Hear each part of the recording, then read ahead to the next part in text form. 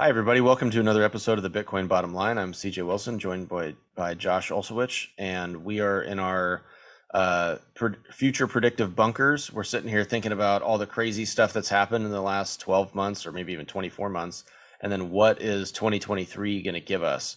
So today is all about the future. Crypto's the future, Bitcoin's the future, stable coins are the future, wallets are the future. I don't know, Lightning. Um, the last year has been tumultuous, Josh, very tumultuous.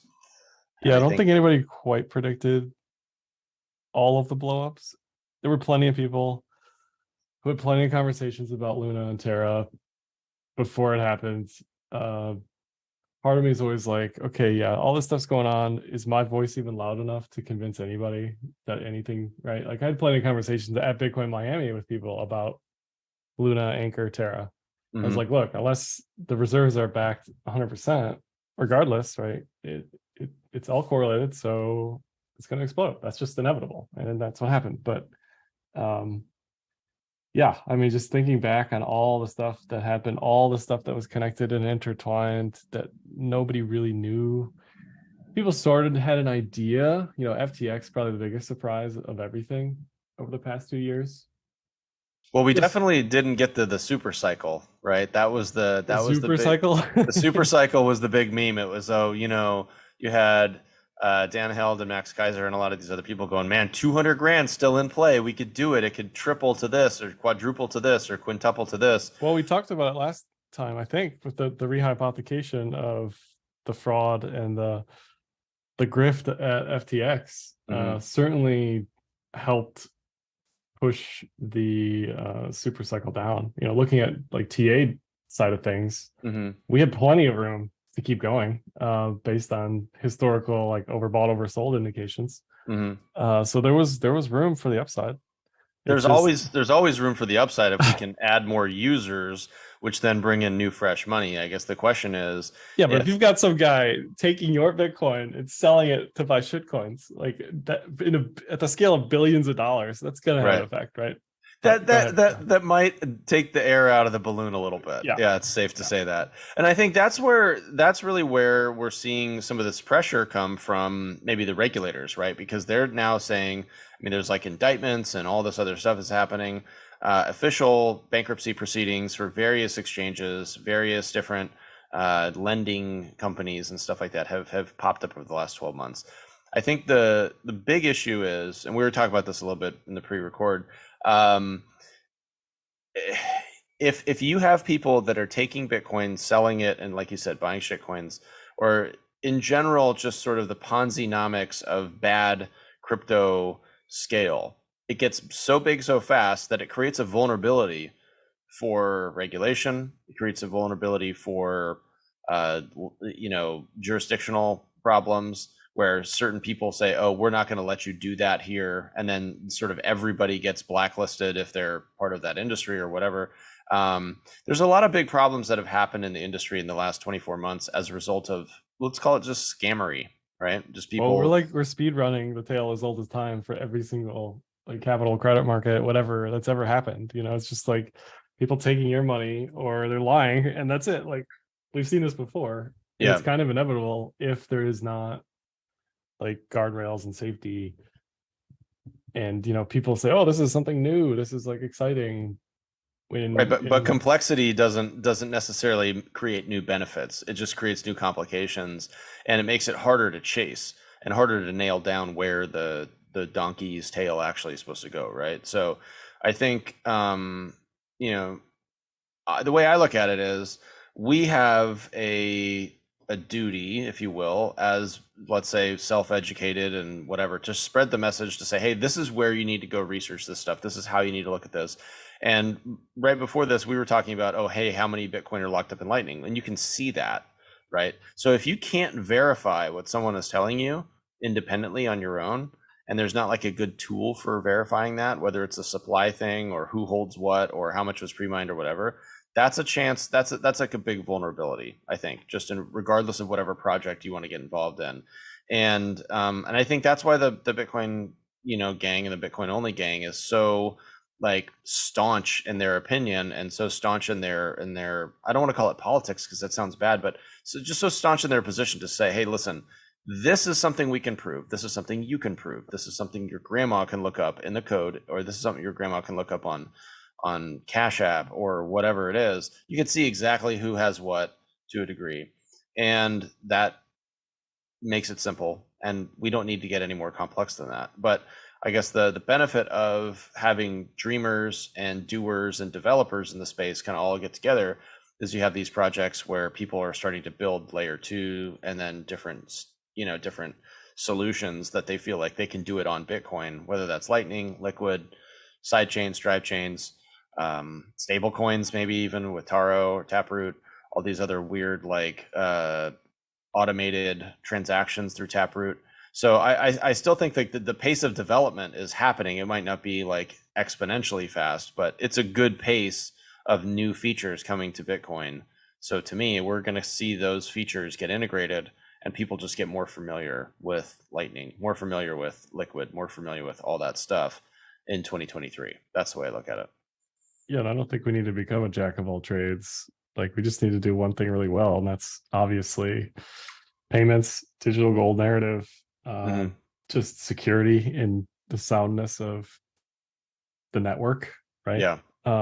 Nothing. There's no proof of work anymore outside of Bitcoin. Like, we can look at Doge and Litecoin, but realistically, Bitcoin is the proof of work network now. Yeah. For better or worse, mostly better compared to all the proof of stake, the sea of proof of stake, reinvention of the wheel that has already happened in time memoriam, where people are just sitting on their stack or whatever and collecting stake, right? Yeah, they're rent seeking on chain, which is sort of a funny place to be. But if we get into the predictions of what we think is going to happen in 2023, right? We have a couple different wallets that are out there right now, but will there be more integration to a combined layer 1 and layer 2 wallet that is secure? Will we have another security method beyond what we have now? Will we see a development in that in the next year, do you think? That's going to be significant.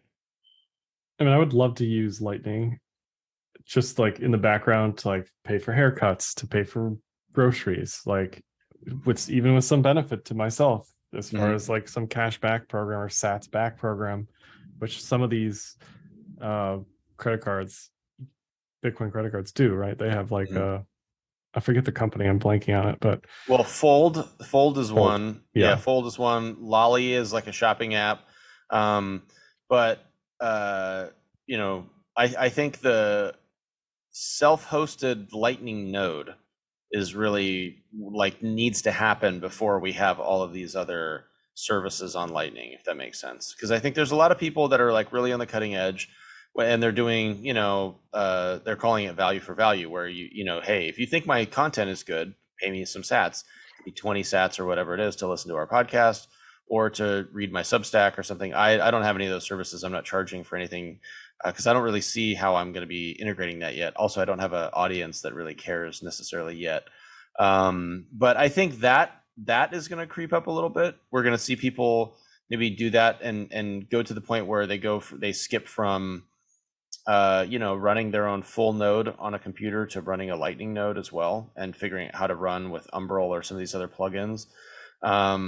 But I don't really see a big change happening with wallets. I just see that more people are going to want to hold their own Bitcoin because of what we've seen, which is basically not your keys. The meme of not your keys, not your coins really burn a lot of people that said, oh, it's safe on this particular place. I think there's the exchange outflow is now actually starting to happen. So it's funny because the speed at which you can do a bank run on Bitcoin or any sort of crypto asset is way faster than if people figured out that Bank of America or Wells Fargo was insolvent. Like it's it's much an faster. hour, literally an hour or less. You could drain an entire Yeah. entire reserves of an exchange. We've seen this happen over and over again with FTX, with Celsius, with Cryptsy back in the day, Bitfinex and Tether reserves. Like this happens frequently, which is good because if you aren't doing tomfoolery in the back end, it's all there. Right. you can support that bank run. And Yeah. this is another like part of the prediction thing. I don't proof of reserves is one side of the equation, right? Like we need both sides of the equation, assets, liabilities, Hmm. to know if exchanges are solvent or not. And the same thing with stablecoins. Like they should be fully transparent. They should be regulated. I'm fine with that. They're centralized, you know?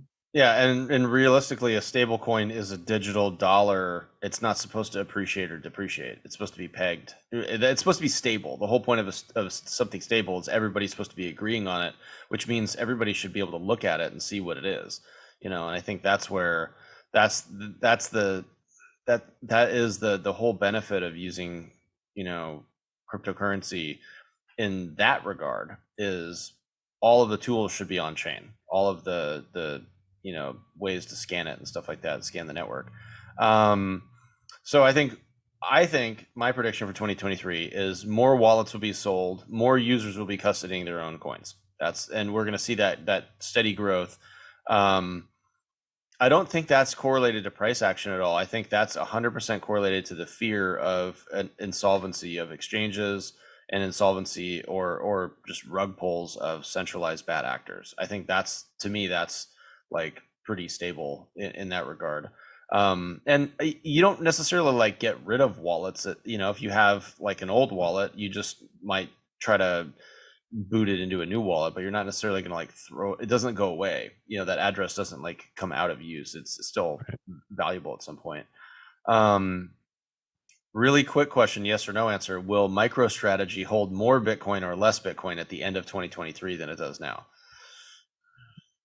I don't like whales of any kind, no matter who they are. So it is a bit troublesome to me that this one like monolith keeps getting bigger and bigger and bigger because inevitably it's going to hurt the entire ecosystem. So I hope they have less. Sailor's been a great mouthpiece for the industry, I Mhm. guess, but at the same time, I just don't want to see us create this monster that we cannot contain. Well, the question is the underlying company That able was to a no. That was a no. Sorry, go Yes and no. ahead. Yeah, so I think he'll help. I think he's gonna have more because I just see that there's a way that if I think he might have learned his lesson from the volatility of the last 2 years, and if Bitcoin's price starts to accelerate again, then he might sell some and then inevitably try to buy the following dip. And if he's successful at that one or two times at that scale, he might end up buying an extra 5,000 or 10,000 Bitcoin along the way, from the whatever 130,000 Bitcoin that they have now. If But that's if that's part of the issue, right? Like he doesn't ever want to sell, and neither do I. Nobody does. But inevitably, when these people sell, it's at the worst possible time because it's forced selling. So it's always the bottom. They could be very well be the bottom, right? These big whales. So I just don't want to see that happen again because it's happened over and over and over again so Yeah. many times. So I really don't. I really hope that doesn't happen. So I really hope chills out on the Bitcoin buying a little bit. I Mhm. really hope some more treasuries, which I think more once this like FTX regulation stuff blows over, I do think more corporate treasuries will slowly start to incorporate Bitcoin in some way. Yeah, I Um, mean, this like we were my car dealership was buying Bitcoin at a faster pace previously, but now we've got other costs that are coming up in the fiat world. I've got to do construction and stuff like that, so now I've got to allocate excess capital to that.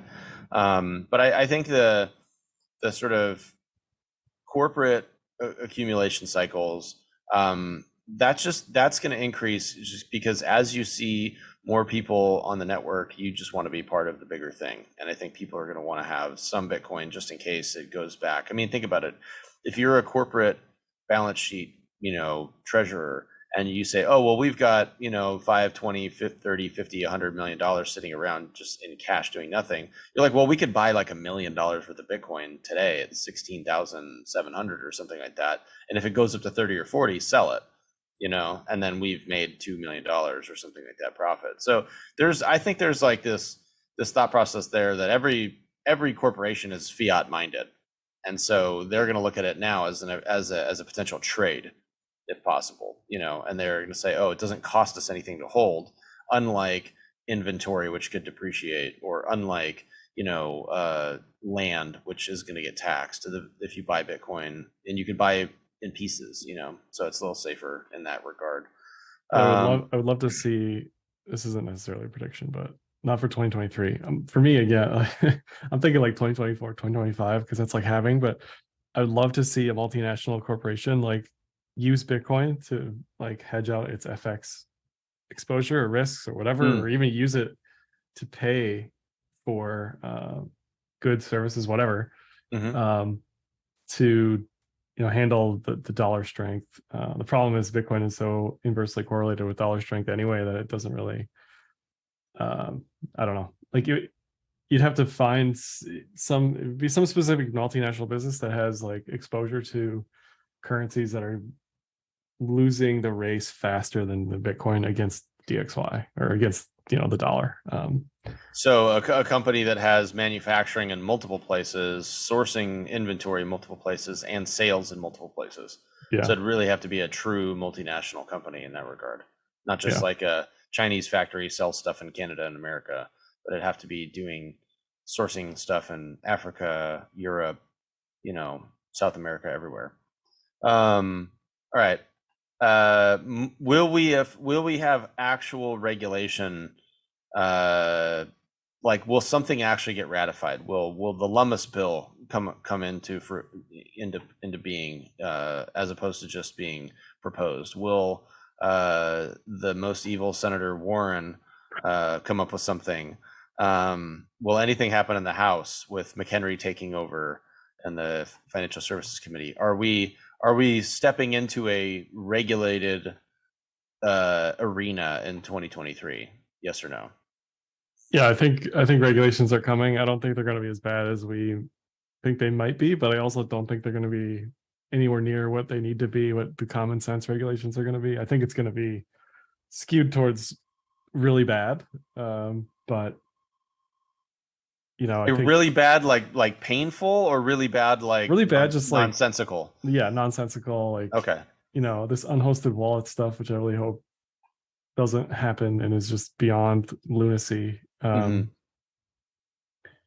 I haven't looked at Warren's bill or whatever, just like an outright ban. I don't think that would happen. And obviously we'd want like the Lummis side of things, or who's the other guy? Blanking on his name. I think Toomey had a stablecoin thing, but he's retiring, and so that's a problem. Oh, is he? Okay. Yeah, and so this is one of those things where, okay, in my opinion, we will have nonsense regulation before we have positive regulation, because just the general gist of it is there's more people that are prone to nonsense in Washington, D.C. than there are prone to, legitimate action. That's the sad part. I think we're at a part of the political cycle right now where the extremes have been, magnified for so long that the extreme people are still overly empowered, and their agendas are overly empowered. So until we have more moderate conversation, moderate representation from both sides, we'll have problems. And that's the big battle that we have in DC, frankly, is getting people to look at what is very simple and start with Bitcoin and start with understanding Bitcoin before they even dive into all this other stuff, because they want to like get all the way to the corner, as opposed to just like filling out the puzzle from the middle. And I think what I try to explain to people is there's no accident that these bills are like 1,000 pages when they actually come out, right? So Lummis's bill is like, I think 60 pages, right? It's very digestible. It's, and like 15 pages of it is probably like reference material. But when a 1,500 page bill comes out and it's like you have 72 hours to digest this, I mean, come on. Like the fastest reader in the world is not going to retain all of the stuff in there. The problem is that those bills are put together over the course of multiple years, which means it's the old guard that's been assembling them for their whole career. And it's like a 10-year bill. The swamp, the stinkiest part of the swamp. It's a stinky, deep part of the swamp, and that's an issue. So if we get to the point where we'll know the trend, this is what I'm saying. If the trend is shorter bills are coming out, more specific bills are coming out, that's where we want to be. logical. That is where we want to be. We don't need to be, there doesn't need to be a 600-page crypto bill, right? To say that, oh, you're not allowed to defraud your customers if you're a centralized exchange. Like, that's stupid. Yeah. Yeah. So I mean, really, like, you could write that in 10 pages. But it's like you have to deal with people's feelings, and people have to feel important. So you have to like give the West Virginia, beaver monitoring program an extra $1 million or some BS like that. That's where this thing.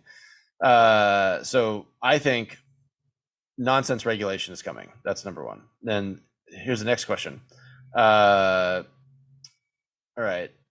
Will we see anybody attempt to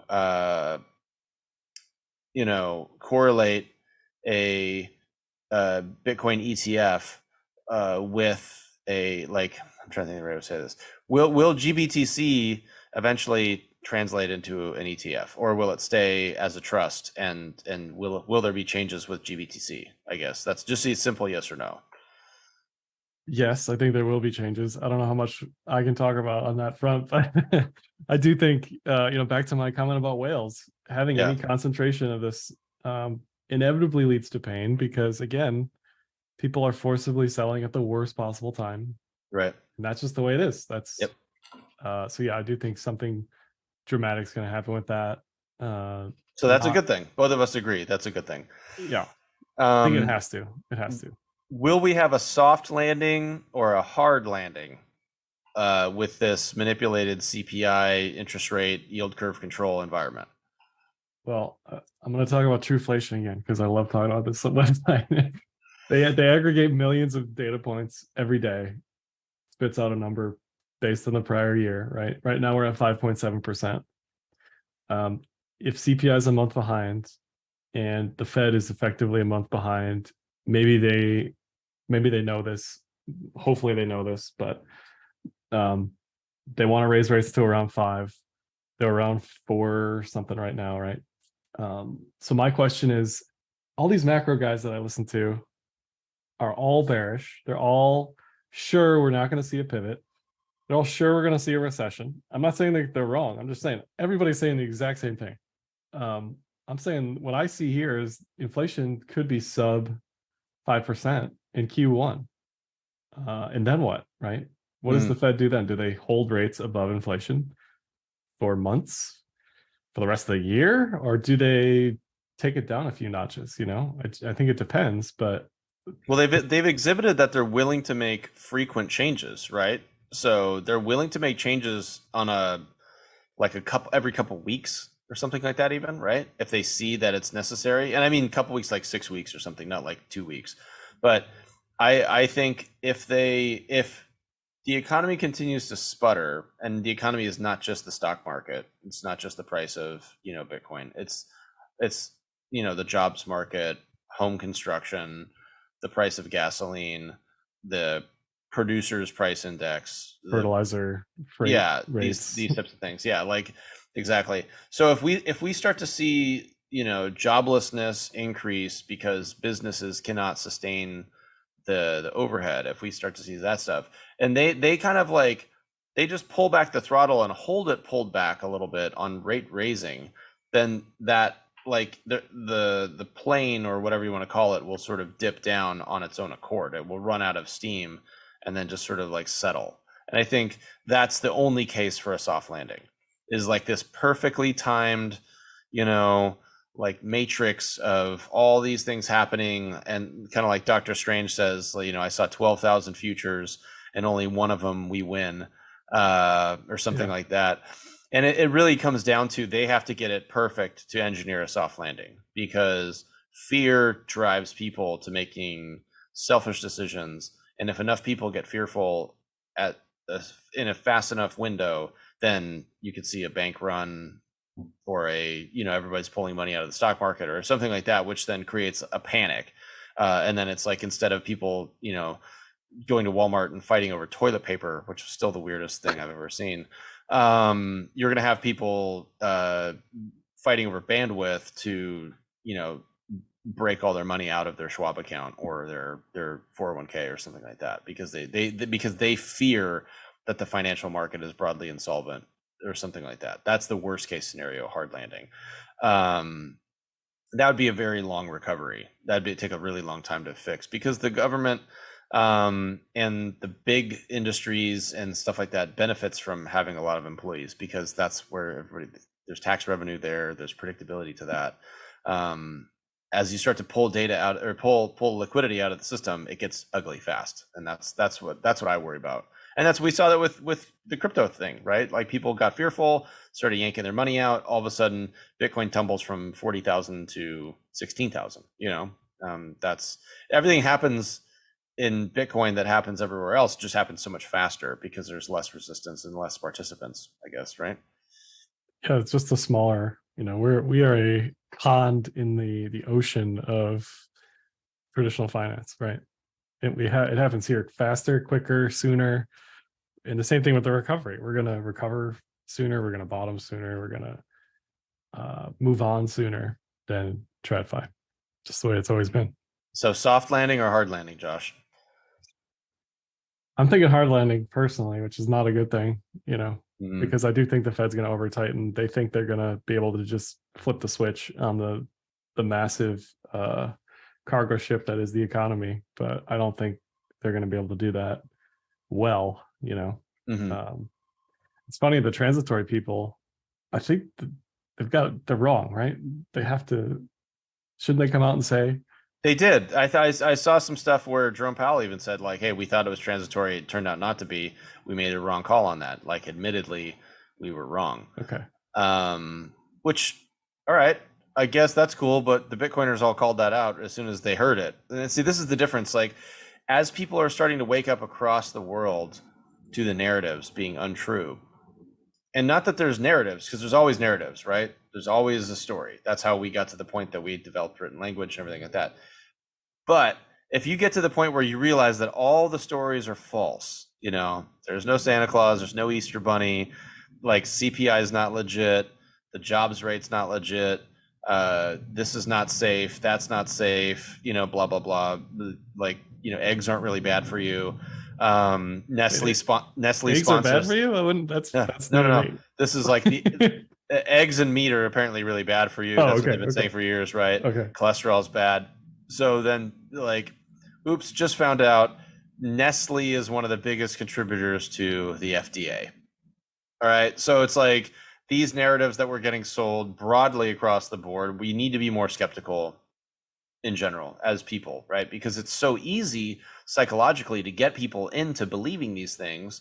Hey, listen, Bitcoin to the moon, everybody believes that, right? Dogecoin to the moon, everybody believes that. Santa Claus, okay, sure. So as we become more skeptical, which I think Bitcoiner people are sort of here for a reason in that regard, that we've had these bad experiences in traditional markets, or whatever, we've landed in Bitcoin. We're waking people up to that effect, right? We're the alarm clock and say, hey, listen, wake up. Like, these dreams are illusions. They're not real. Like, this is real. Like, you can actually see what's real. Build from here, So I think that it's not going to be as hard of a landing as it could have been, because it's taking a long time to end. Well, it's going to be hyper political either way, because Powell has already said it's not a recession; it's very slow growth. And, like, the Republicans and whoever else anti-Fed is going to say this is obviously a recession, blah blah blah. Whatever, I don't care. I'm just, the day that I have to stop paying attention, or I'm able to stop paying attention to any of this stuff, is a win. Right. Let's just get it under control, get it figured out, and move on, because I'm over it. So we've seen a bunch of sports teams and sports figures and celebrities participate in, NFTs and, on-chain art and whatever. Kim Kardashian got fined $1.6 billion or $1 million or something like that, or $1.3 million or something. Will any of the let's call it, like, crypto celebrities get fined in 2023? Will there be more pain for the people that agree to do commercials for these exchanges, or will they get out of the way of that train that's coming down the tracks. Yeah, I don't know, because how has that worked in other industries? Uh, I'm trying to think of like an analog where, well, Gwyneth Paltrow had some sort of she has a company called Goop, yeah, Goop, right? yeah, And they had some sort of advertisement for like some magic wax that was gonna like make your skin look amazing, blah blah blah, and it was like made out of I don't know sea turtle or some I don't know some weird exotic stuff. She got fined. She actually had to pay a fine for that for false advertising. So I do think like false advertising is a real deal, right? And yeah. so if these celebrities don't do their own research, then they can and will pay penalties to the SEC or some of these other things. Phil Mickelson got busted for insider trading a couple years ago. There was like a frozen food stock that he was playing in, and he had to pay like a $10 million fine to the SEC for that. So I'm saying that next year we see probably 4 or 5 people, like really high profile people, get nailed for Ponzi schemes and pump and dump schemes and stuff like that, because there's always a new sucker, and sometimes the sucker is the celebrity that promotes the thing that they didn't do any research on. So maybe that's Kevin O'Leary, maybe that's Tom Brady. You know what I mean? It could be a whole bunch of people for promoting these things. Maybe Matt Damon gets in trouble. I don't know. Anything's possible. But I'm saying 5 people. You got the over or the under on that? I think I got the under. I Okay. didn't they lose that case against Kim Kardashian? I thought she No. won. No. Did she? No, I don't think there was like a case. I think it was just that Well, the was the SEC, I thought that was went the after ruling. her. I don't I, know. There's just been there's just too much. There's just too much. okay. I hope I'm wrong. I hope it's over, but I don't know if that's a winnable case. I don't know the rules around that. Right. Well, a lot of people over the years have been getting in trouble for promoting scam tokens, though, or pump and dumps or something like that. So I think that's there.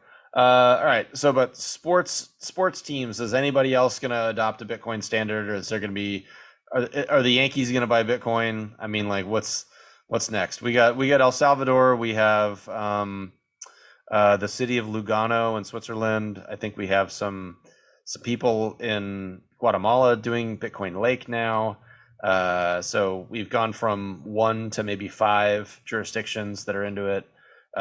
Brazil signed a Bitcoin bill into law recently, so I think that was like the 5th place. Will we have 5 more places or less new places over the next 12 months? I think we'll see more of that.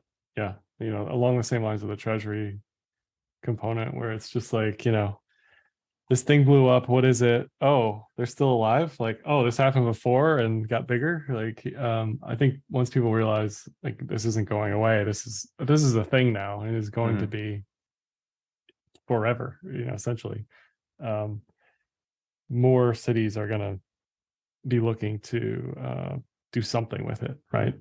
Uh, that's that's what I'd imagine. Yeah.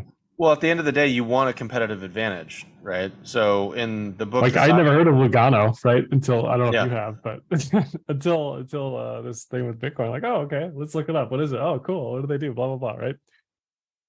it's really gorgeous, actually. It's like a very pretty, like Switzerland's very pretty in general. But I Yeah. drove through there about 15 years ago on a road trip, and stopped to eat lunch and get gas there. I think they have a Ferrari dealership there, so I think I parked out in front of that and took a selfie or something, and was like, eh. But yeah, I think we'll see more because as as cities start to compete and as countries start to compete for the brain trusts of the world, um, they have to figure that the smart people are going to be wealthier people, and wealthier people are going to want different options. And Bitcoin is a great option for wealthy people to preserve their wealth, and it's an option that there's if you have all the money in the world, a $250,000 FDIC insurance guarantee doesn't really do you any good. So it makes more sense to self custody at that point and have a really sophisticated multi-sig setup than it does to put all your money in one bank account in that case. So I think the cities and the countries are going to keep competing, and then we're going to see who's really reading the tea leaves the best, because at the end of the day, every country is competing with every other country for the best people. They're competing with these weird corporate loopholes where companies like Apple can incorporate in Ireland. So there's some sort of advantage to Ireland for doing that. Because the way they look at it is like, hey, we do some paperwork and like these guys pay us something, and that's better than us getting nothing, which we were getting last year. So Yeah. I think we're going to see more. I'll call it like Bitcoin tourism in that regard, and eventually Bitcoin citizenship. I think that might be more of the 4 or 5 years from now, though. Like you were saying earlier, I think the Bitcoin citizen thing, the like municipal citadel, we'll call it. That's still quite a ways away. I think that's still probably 2030. But in terms of like tax shelters and corporate structures and setting up new corporations and setting up new banks, it's kind of a no-brainer to look at that and figure out how to attract more Bitcoiners to your to your locale. So we'll see.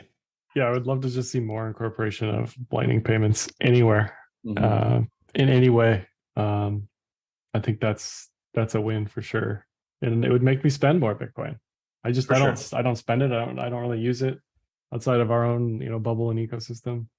I get Uh, really excited. When I go to like a point of sale and they flip around the thing and there's like a little QR code to scan and I'm like, wait, oh, you guys do this? And sometimes it might only be one or two different vendors. That might be Cash App or something like that does that. mhm. But as more people are integrating that, and I think that's where maybe some of the Bitcoin companies can do a better job of outreach. The same way Visa and Mastercard go out there and they try to sign people up. They try to sign up the Mexican restaurant, the dry cleaner, whoever to the bank, and is integrated with that with their point of sale product. Well, if the point of sale product that is Bitcoin related or a Bitcoin pipeline, that is an awesome thing to have as a tool. And if you can save merchant fees by running things on Lightning, I mean, I would much rather get paid in Lightning than on MasterCard, Yeah, um, exactly. and that's very easy for us. And we've been like, we have a couple different accounts through our store, but if we just ran like a tenth of our service business or a tenth of our parts business through Lightning, God, we would save so much money over the end of the year. It'd be great. So I think that there's a lot of incentive there to be the company that becomes the Visa of Lightning in that regard. Yeah, and it's got to be simple. It's got to be easy. It's got to be, we have to think about the people not only paying with it, but the employees on the other end Mhm. dealing with it. Like it just has to be exactly like you said, a QR code, no explanation necessary, no issues.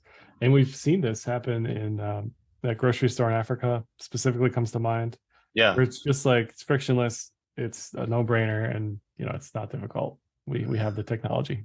Well, one of the narratives that was coming up a lot in 2022 was the CBDC, right? So we had, obviously, the Chinese CBDC was one of the first to market. Then Nigeria, kind of out of nowhere, said, "Hey, we're going to start doing a e-naira or something," and the people of Nigeria have like rejected it. They don't want to use it. They don't want to transact in it. They're one of the highest growth areas for Bitcoin right now, to do their own peer-to-peer exchanges and stuff like that. I see West Africa as a massive hotbed of Bitcoin activity in 2023. Will South America catch on with El Salvador and Brazil now being Bitcoin centric, or at least, let's say Bitcoin legal or something like that, having some sort of structure for Bitcoin there? Do you think South America is going to be the next big region, or do you think nothing really happens down there for until 2024, 2025? No, I do think they're going to be next because they already have, if you visit countries outside the US, you instantly realize like, oh, payments are different here. Like if you go to New Zealand or you go to Canada or you go to, Mhm. uh, I'm trying to think where else I've been.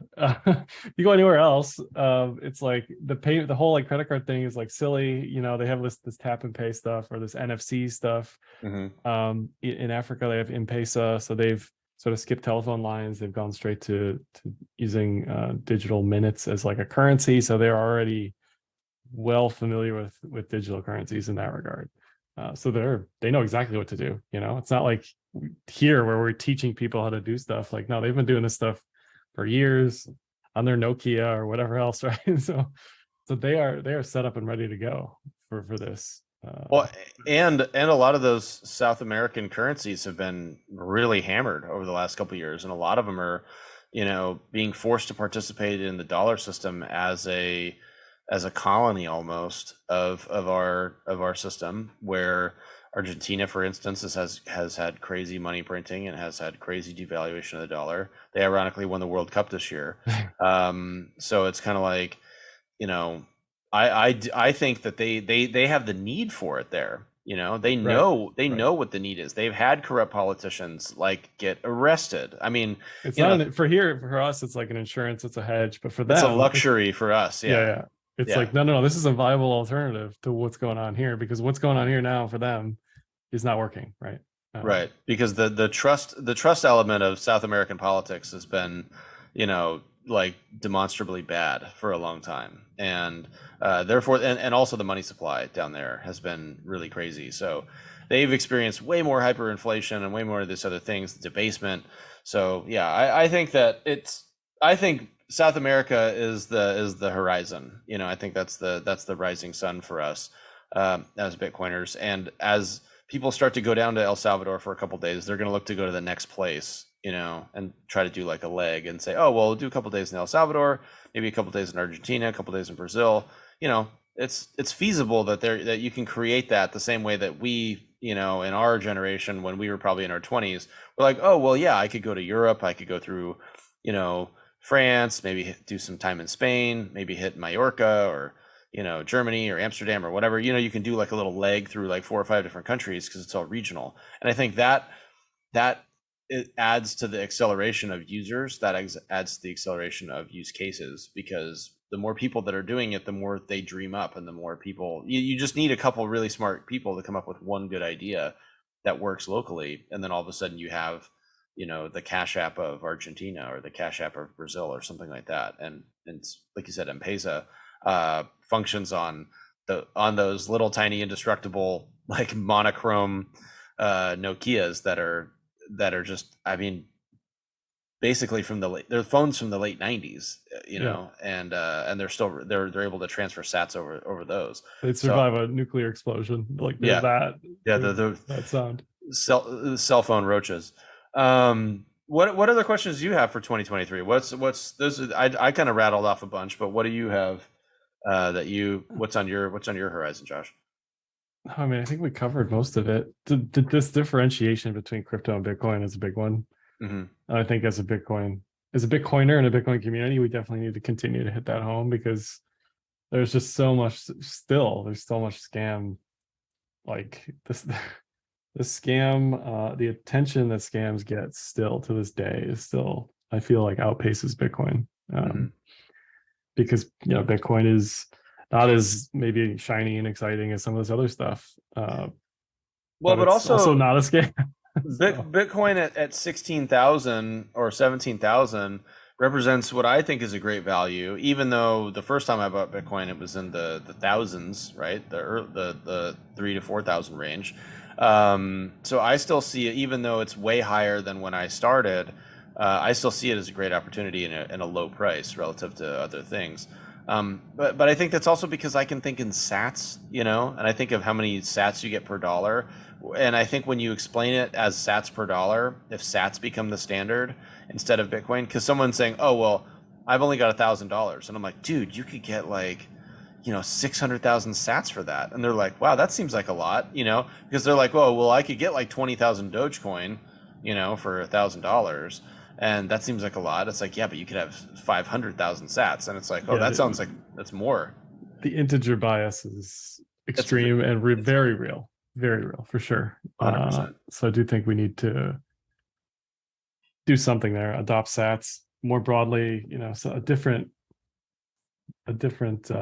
like mental exchange in your head to handle that math. Because it doesn't help, a newer entrant looking at the fraction of a Bitcoin that they can buy versus like 10,000 Dogecoin, right? Mhm. uh yeah, that's just a human nature thing, I think. Last, go ahead. No, go ahead. I was just gonna say last thing to wrap it up. We got to go to price. So yeah, the Bitcoin, old ETH, price prediction. end of year, 2023. End of 2023. End of 2023. Price prediction. We'll say 12/29, 2023. 12 months from now. I will say that Bitcoin is chilling at, that sounds so bearish when I say it out loud, like $29,000 is where I'm seeing the price. I'm I seeing don't the think price. that's bearish. My answer is 30, which is basically a 2x. Yeah. You know, on a technical basis, there's a level at 30, but I just I'd think be happy with 30. yeah, I'd be super happy with that. I mean, and I think the thing is, anybody that's not happy with Bitcoin remaining at today's level or increasing slightly, and I mean slightly, like only 100%, their time preference is just messed up. They're just in a rush. They just they just have a couple Bitcoin burning a hole in their pocket they want to sell to get a Lambo, and I think that's the problem. If you have any asset that you can buy and it doubles in a year, that's pretty good. Like in the grand scheme of things, it doesn't have to go up 10x for you to be happy. If it does, you're just not going to be happy anyways. Like if it only goes up 9x, are you not happy? And I think that's so ultimately the phrase coined by Matt Odell, which is "stay humble, stack sats," is still the best way to be a Bitcoiner in so many ways, because it makes your life so simple, and all you focus on is earning enough money to buy more sats and being a good person and that type of stuff. If you try to time everything all the time, it's very hard. I'm a trader. I love trading, but still, like, mining is painful right now. Trading is painful right now. It's like a lot of work to get a little bit of reward. And I guess the question is, would I be better off like just holding on to stuff and just trying to stack a little bit at a time and be more budget conscious and add to my stack? Or should I be trying to trade my stack and earn more that way? That's I think what got us into this mess, was everybody thinking that they were going to 5x everything, and all this leverage and stuff like that got everybody hurt. So will we stay humble and stack sats next year as a population? If we do continue to see those shrimp accumulation, right? And what are we, shrimps and minnows? What's the below 1 Bitcoin? What is that? It's like crabs, Crabs, I don't know, whatever. sardines. Yeah, all of us, all the lowly bottom feeders, if they continue to buy their $50 a week or whatever it is, then we will get to 30,000 again. That's my prediction. I saw a great on the Bitcoin subreddit. There was this post from a guy who's been doing this since like 2017, 2018. And he's like talked about his journey like over the years every so often, and he just updated his like graph of like, okay, here's how much Bitcoin I have, which is like between 4 and 5 BTC. Here's what it's worth. Here's what it was worth over time. Right. He's still up a decent amount percentage wise by DCA, just, blindly, regardless of what's going on. So yeah, it's a powerful story and a powerful narrative for sure. And yeah. And I take a little bit of my paycheck in Bitcoin. So and it's funny because I'm always kind of rooting selfishly for Bitcoin to go down the day before, I get that direct deposit into that account.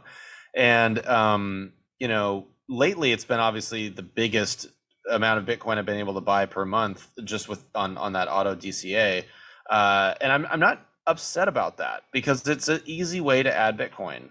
And at the end of the day, I have more Bitcoin than I did a year ago, and I'm not upset about that, because on a 5-year, 10-year basis, if I continually add Bitcoin to my family's account, then we'll be better off down the road. It doesn't all have to happen next year. I also still have to I still have to work. I still have to have a job. It's like, that's what makes me productive in the economy, and that's how I provide value.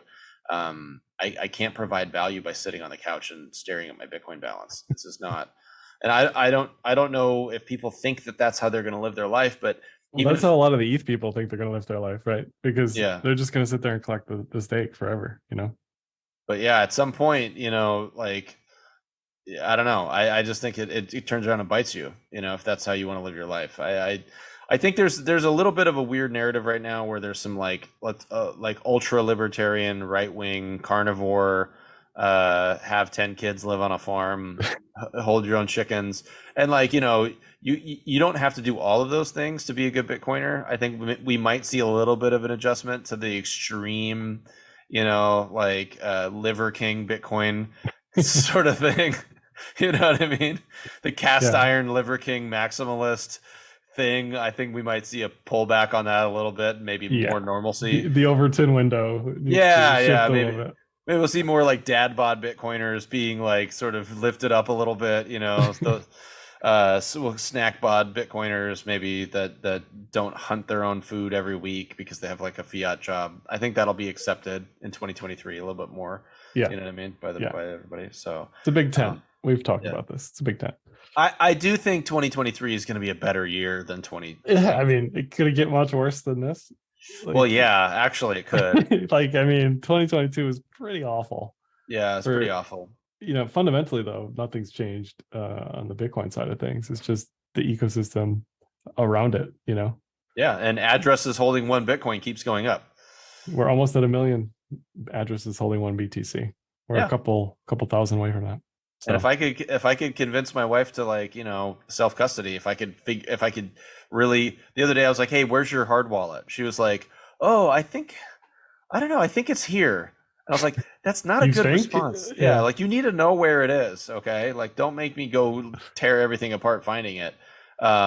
So, I think we're getting to that education point where people are starting to the apps are making it easier for hot wallets. We just need to get to the point where more people are self-custodying, and then that's like you get a certain amount of people self-custodying, then the Bitcoin's getting siphoned off the exchanges, and then the price continues to go up, and then you have this chase for people that don't want to sell, you know, people that want to stack, and then it kind of brings everybody back in. And I think that's more 2024, but I think next year we can see that slow, steady, responsible creep back, and all Yeah. those things. That's what I'm Like looking it. for. I'm on board. Although this is not financial advice, we No, encourage but you we're to, both optimistic, right? yeah, we encourage you on the Bitcoin Bottom Line to do your own research. Um, Josh really likes Trueflation as a website. I That's do. Yeah. Glassnode's good. You can see a lot of stuff Glassnode. on there. I like looking at the mempool.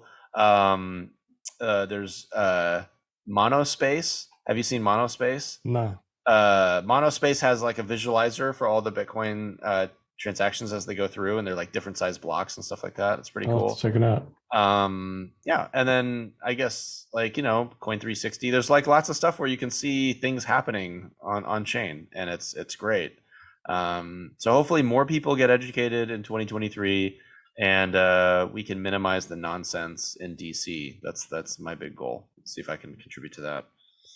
I'm hopeful but not optimistic on that front. I know.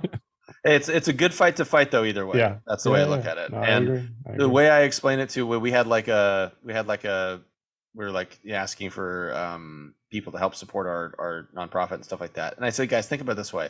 All we have to do is hold them back long enough. You know what I mean? So that mass adoption can happen behind us. That's the most important thing. As long as if we understand that that's the fallback option, if we can't get good regulation in, then but we can prevent bad regulation, then that's actually a win, because at the end of the day, the wallet number keeps going up, addresses keep going up, mass adoption's happening, and that's how we win anyways. So regardless of whatever kind of laws that someone tries to put in place. So that's what we're doing. Yeehaw. I agree. And hopefully we get some, here's a weird, wild twist. We could see like stablecoin regulation that allows for like this explosion of stablecoins. So we don't just have USDC and Tether anymore. We have like all of these stablecoins with real world assets that are, maybe they're converted on an exchange side to a specific stablecoin, like Binance, converts everything to BUSD. But I think that's like a precursor to CBDCs for sure, which isn't necessarily a good thing, but it teaches people custody and digital assets and allows them to dip their toe into this stuff. Right. Well, It's my final boldest prediction. I think dipping the toe in is great. I think it's great. Always educate yourself. This is not necessarily, well, I would say this is advice, not financial advice. But never make a move in an uneducated way. Always look at what you're going to do before you do it. Always play it out. Always think about what happens if you do this. Try to look around the corner a little bit when you're spending money, when you're investing money, because otherwise you can just you get in a lot of trouble if you just blindly follow anybody, including us. So I think that's it. That's it. When you Happy. cross the street, CJ, you got to look left, look right, and then you got to look left again.